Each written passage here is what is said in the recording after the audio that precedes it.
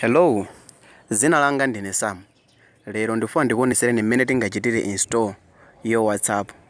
Mmene tingachitire download yo WhatsApp.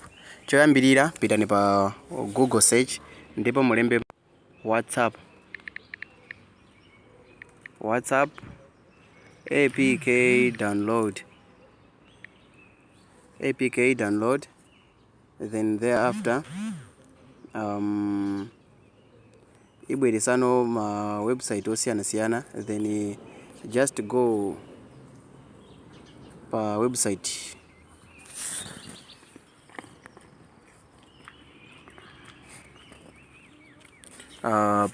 iyi.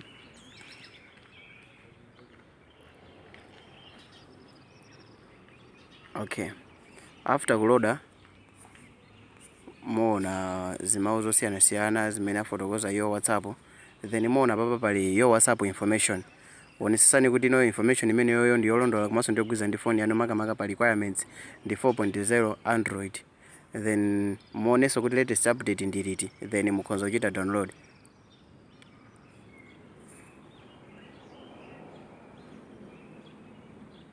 Mugunda button la download.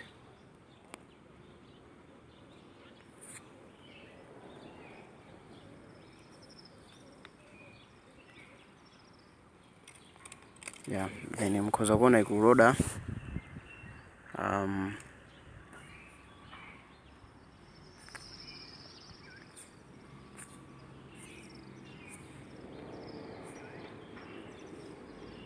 Yeah, so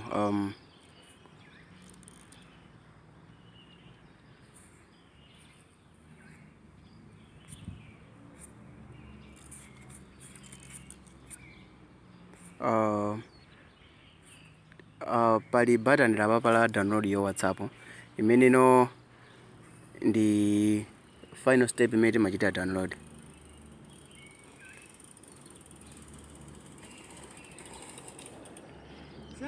Hello.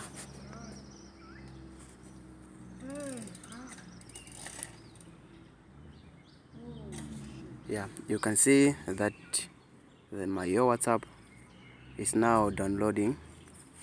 It's now downloading your WhatsApp from 2nd May. So after kuchita download, ikachita install, yeah, then tikachita install, we are free to use. This is the best and the easiest way to how to download your WhatsApp. Thank you.